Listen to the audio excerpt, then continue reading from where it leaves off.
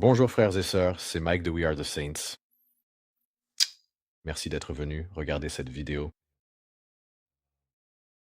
J'ai un merveilleux témoignage à partager aujourd'hui. Je vais lire ce témoignage et je dirai probablement quelques mots à la fin de cette vidéo, non seulement pour nous en tant que corps, mais aussi pour la personne qui a envoyé ce témoignage. Et ce témoignage précieux va vraiment aider quelqu'un qui souffre intensément de la même manière et qui se sent peut-être totalement seul et abandonné dans ce vaste monde.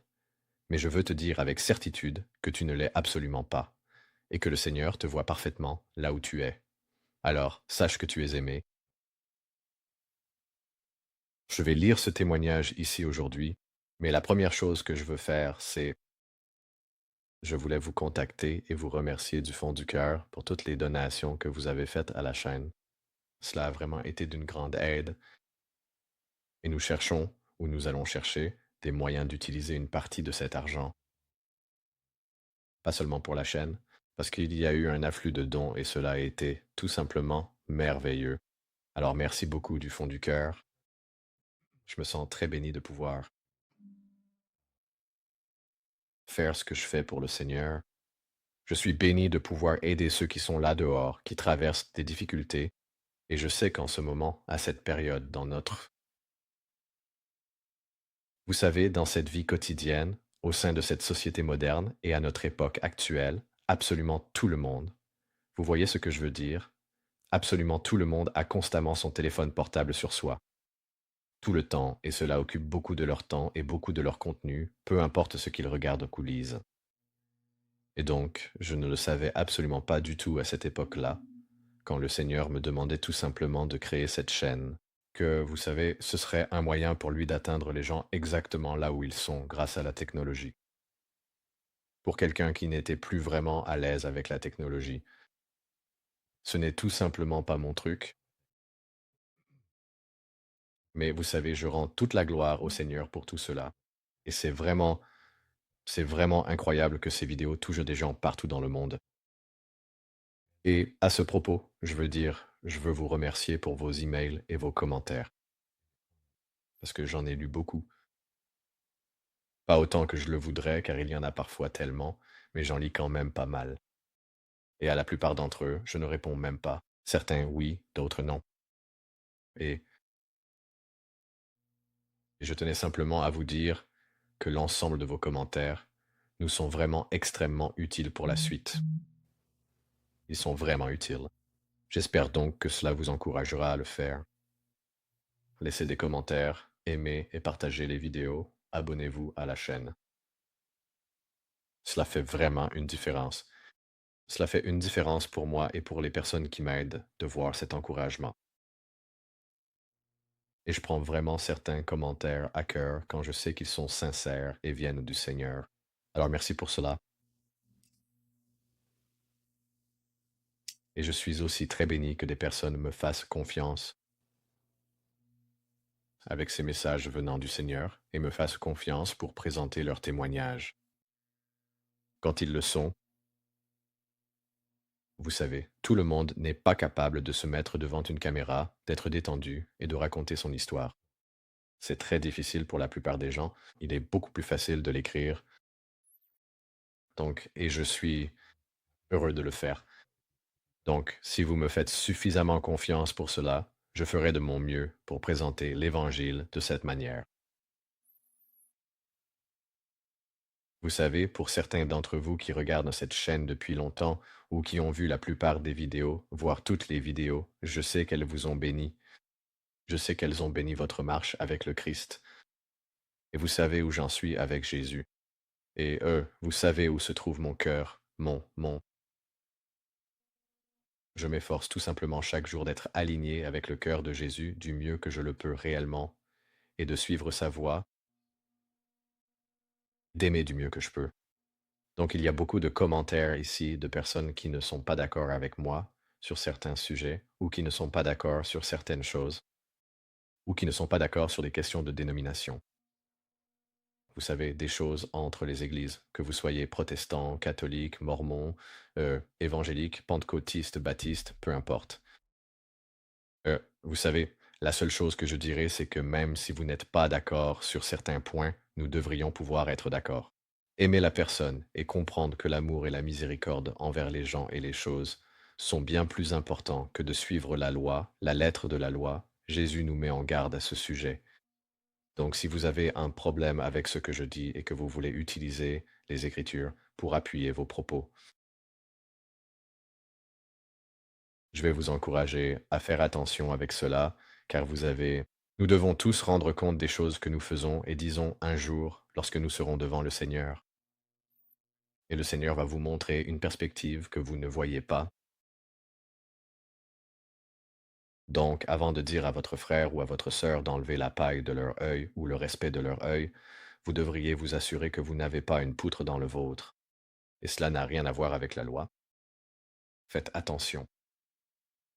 Le Seigneur n'a pas dit assure-toi de parcourir les Écritures et de dénoncer. Ce que quelqu'un dit, il dit avant de faire cela, assure-toi d'être en parfaite communion avec moi. C'est donc un rappel pour nous de rester humbles. Ne sois pas dans le jugement. Et si un frère ou une sœur fait une erreur, prie pour eux et demande au Seigneur de le leur révéler, car c'est le Seigneur qui va les convaincre. Et la façon dont il le fait, c'est sa décision, et cela peut passer par quelqu'un d'autre, mais ce n'est pas forcément le cas. Oui, c'est à peu près tout ce que je voulais dire, alors merci. Je vais donc passer directement à ce témoignage maintenant, et à la fin, j'aurai probablement quelque chose à en dire. Et oui, j'espère que cela te bénira comme cela m'a béni moi-même. Donc, tout a commencé. J'ai grandi dans une famille non confessionnelle, ma mère est chrétienne, et elle a prié pour mon salut toute ma vie. Mon père prétend être chrétien, mais son comportement à la maison ne le reflète pas. Il est narcissique, émotionnel, émotionnellement et verbalement abusif, et il a un sale caractère. Il faisait des crises de rage au volant et criait sur la famille sur le chemin de l'église, puis il se comportait comme une personne complètement différente une fois que nous étions au culte. Je me souviens avoir pensé, si c'est ça le christianisme, je ne veux rien avoir à faire avec. Je ressentais aussi que le christianisme n'était qu'un ensemble de règles, et je n'aimais pas les règles parce que mon père était extrêmement contrôlant. Après l'université, mes parents ont arrêté d'essayer de me forcer à être sauvé, ce qui m'a aidé. J'ai essayé périodiquement d'être chrétien au collège, mais ça ne durait jamais plus que quelques semaines. Chaque fois que j'essayais de poursuivre Dieu sérieusement, les attaques démoniaques devenaient bien pires, et j'abandonnais. À partir de l'âge de 6 ans, chaque fois que j'étais à l'église ou que j'entendais de la musique de louange ou le nom de Jésus, je ressentais une rage intense qui ne semblait pas m'appartenir. Ça semblait démoniaque. Au lycée, j'ai moqué Dieu devant certains amis, non pas par colère contre lui, mais à cause de ma frustration face à l'hypocrisie et au contrôle de mon père. J'ai souffert de stress post-traumatique à cause de maltraitance pendant presque 20 ans, à partir d'un moment entre 5 et 9 ans. J'ai de grands trous de mémoire, mais la personne qui m'a abusé a tenté de recommencer quand j'avais 12 et 16 ans. Et non, ce n'était pas quelqu'un de l'Église. Mon tout premier souvenir de la vie est une anxiété sociale sévère quand j'avais 3 ans. À 6 ans que j'ai commencé à me faire du mal et à avoir des pensées suicidaires. J'ai été dépressif aussi loin que je me souvienne. Pendant toute mon enfance, j'ai lutté contre une maladie mentale sévère. TSPT, dépression, dissociation, anxiété généralisée et sociale, TOC, troubles alimentaires, crise de panique et troubles de la dysmorphie corporelle. La seule raison pour laquelle je ne me suis pas suicidé, c'est parce que je savais que j'irais en enfer. À l'époque, je refusais d'envisager que je puisse avoir un TSPT. Je pensais juste qu'il y avait quelque chose qui n'allait pas chez moi et je supposais que j'étais né avec la dépression et l'anxiété parce que ma mère avait fait une tentative, parce que oui, ma mère aussi avait eu une enfance vraiment difficile. J'ai essayé la thérapie à l'université, mais cela déclenchait souvent des épisodes qui duraient des semaines ou des mois. Rien. Médicaments, thérapie, développement personnel, livres, exercices, méditation, pensée positive, rien de tout cela ne m'a vraiment aidé.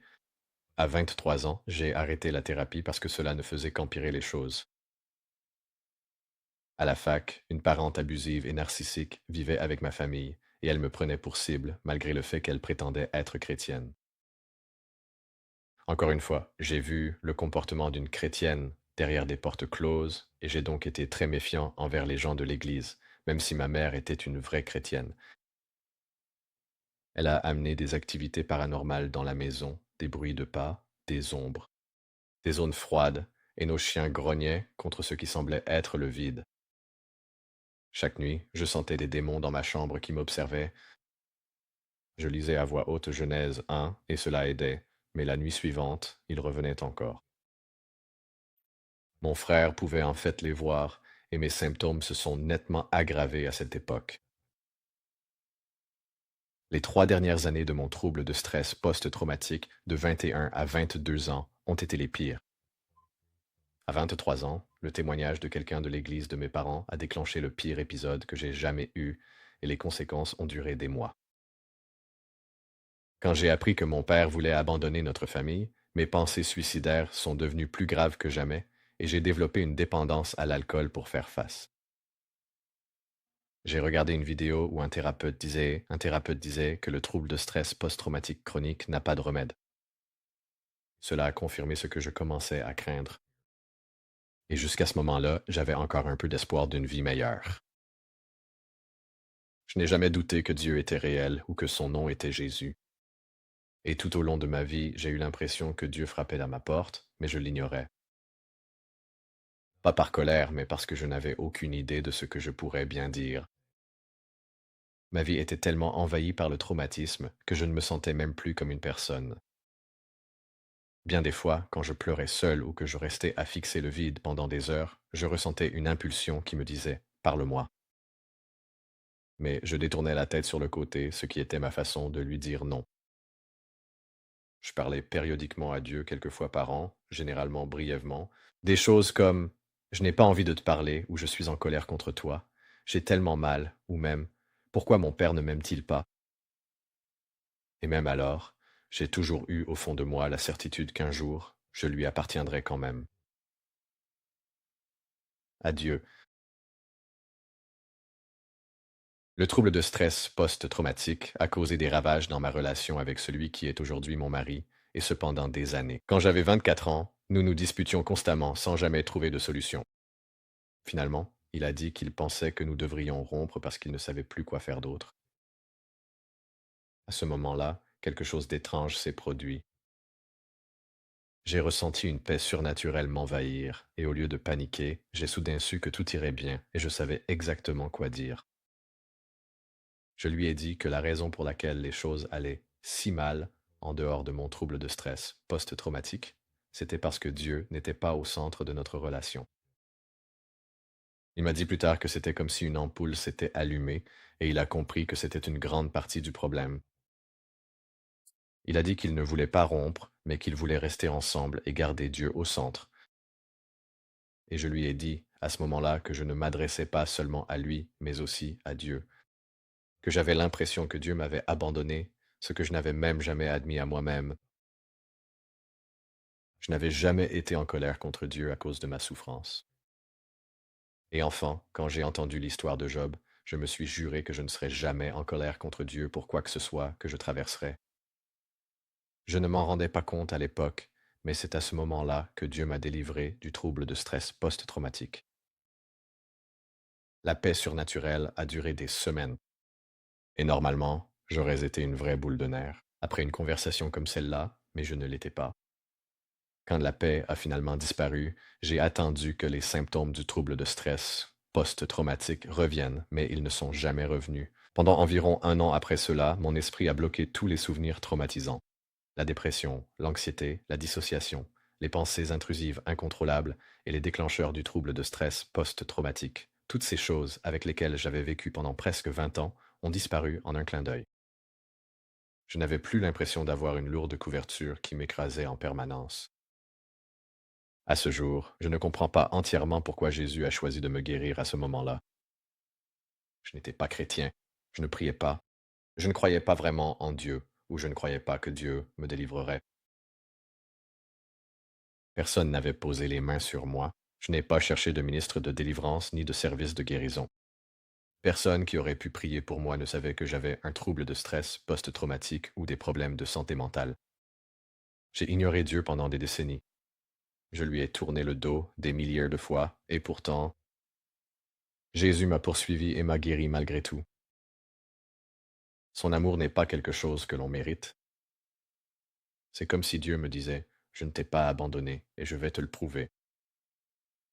Et même si j'ajoutais Dieu à ma vie, j'étais encore tiède. J'ai écouté de la musique de louange et fait des dévotions pendant un certain temps. Je remercie Dieu de m'avoir guéri du trouble de stress post-traumatique, mais je luttais encore contre une addiction à l'alcool. Notre relation était centrée sur Dieu pendant environ un mois. Mais finalement, j'ai arrêté de parler à Dieu de ma vie quotidienne. Et une fois de plus, le salut n'a pas tenu, comme toutes les autres fois dans mon enfance. Mais cette fois, c'était parce que je ne voulais pas perdre celui qui est aujourd'hui mon mari, qui était à l'époque une idole. J'avais peur que si j'arrêtais de vivre dans le péché, je le perdrais, ce qui a créé une barrière entre Dieu et moi. Et même si je n'avais plus de troubles de stress post-traumatique, beaucoup de mes comportements reflétaient encore des années de développement psychologique et émotionnel perdu. Notre relation a de nouveau commencé à se détériorer. Quand j'avais 25 ans, celui qui est aujourd'hui mon mari m'a dit qu'il ne savait plus s'il voulait m'épouser à cause de tous les problèmes dans notre relation qui n'étaient toujours pas résolus. À ce moment-là, une paix surnaturelle m'a de nouveau envahi, et j'ai décidé à cet instant que j'en avais fini, et Dieu passerait avant toute autre personne dans ma vie. J'ai dit à Dieu, d'accord, tu peux le prendre. J'abandonne. J'ai vécu la semaine suivante dans le tourment, sans savoir s'il allait me dire qu'il voulait rompre.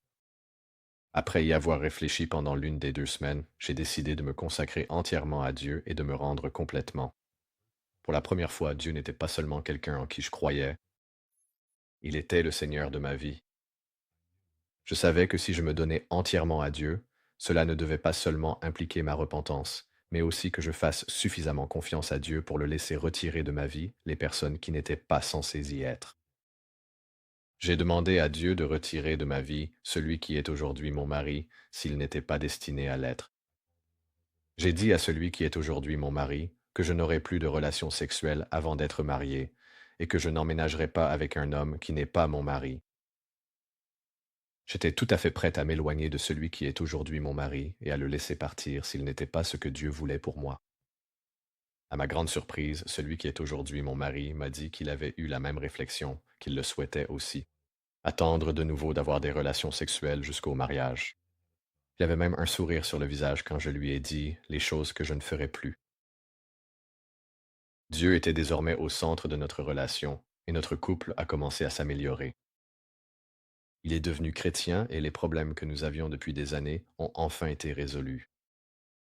Il y a quelques mois, après être devenue chrétienne, j'ai dit à Dieu que j'avais besoin qu'il me libère de mon addiction à l'alcool. Avant d'être sauvé, j'ai essayé d'arrêter de boire plusieurs fois, mais j'abandonnais toujours à cause de symptômes de sevrage très sévères. Ils étaient très graves.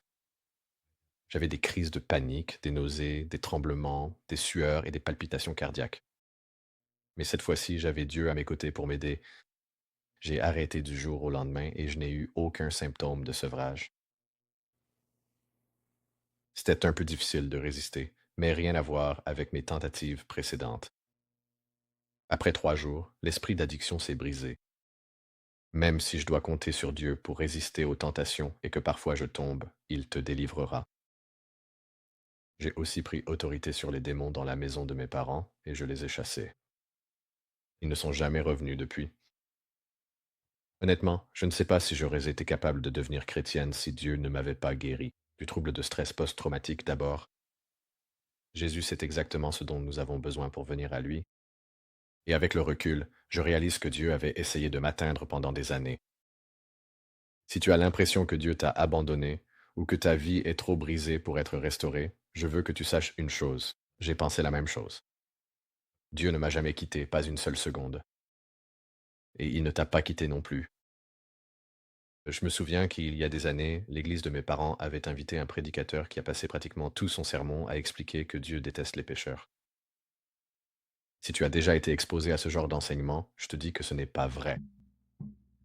Si Dieu détestait autant les pécheurs, pourquoi aurait-il poursuivi l'un d'eux pendant des décennies et l'aurait-il guéri avant même qu'il ne soit son enfant? Si ce n'est pas de l'amour, alors je ne sais pas ce que c'est.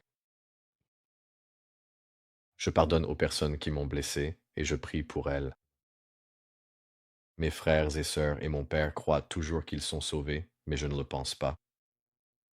Mais je prie pour eux et je crois que Dieu les sauvera aussi. Les gens pensent souvent que dire simplement à quelqu'un Jésus t'aime va automatiquement le conduire au salut. Mais beaucoup de personnes vivent dans une profonde douleur, un traumatisme et un tourment. L'histoire de chacun est différente. Et Jésus sait exactement ce dont chaque personne a besoin pour surmonter, pour venir à lui. Désolé. Il est miséricordieux et bon. Un jour, lorsque nous serons devant Dieu, je crois que nous verrons toutes les façons dont il agissait en coulisses dans nos vies, que nous ne pouvions pas comprendre pendant que nous y étions, en train de le vivre. Et c'était la fin de ce témoignage.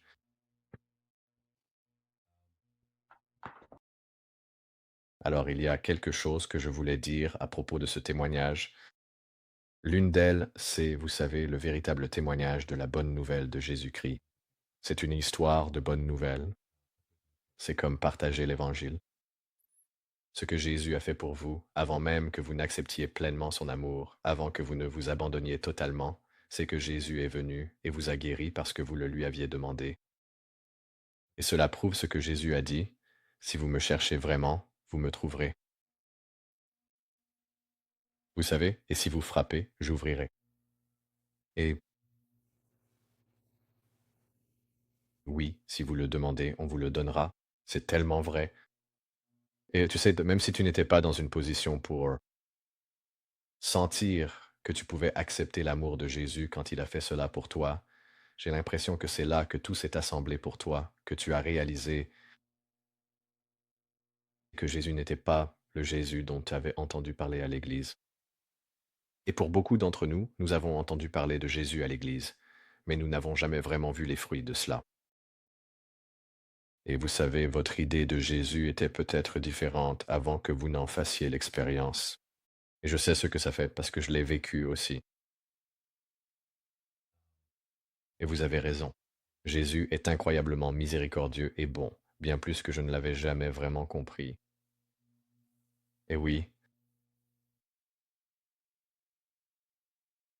alors le Seigneur met ça dans mon cœur en ce moment.